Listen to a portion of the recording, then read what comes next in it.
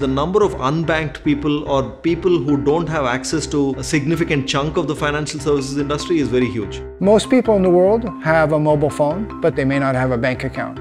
So their ability to transact, to buy goods, to send money is how we think about being able to democratize financial services. If you look at what makes a great company great, it's not just the products that you build, but also the kind of empathy and understanding with which you can treat your customers. We are customer-centric, we are innovative, and we want to do good. I think there's a strong affinity between PayPal and Salesforce as to how we both think about our mission in the marketplace. It's been an unprecedented pandemic, but what we've seen is a very, very strong adoption of the platform.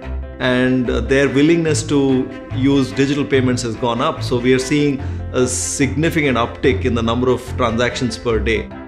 People still need to buy goods. They need to send money to friends and family. They need to transact. So we have put together very immediately an action plan to help those small and micro businesses that are using our services to pay the paycheck for their people. A lot of shopping that went from physical retail to e-commerce is probably never coming back. This is the new status quo.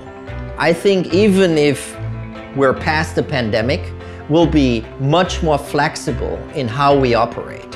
How do you deliver experiences that delight people, that are easy, so that all of that complexity goes away? We will have a single source of truth that customer support agents can depend on when they are talking to customers. We want our sales team to be artists and not mechanics. We are using the Customer 360 platform to remove the friction from the processes. What Salesforce has helped us do is show the art of the possible. Once you see it happening, it's like magic.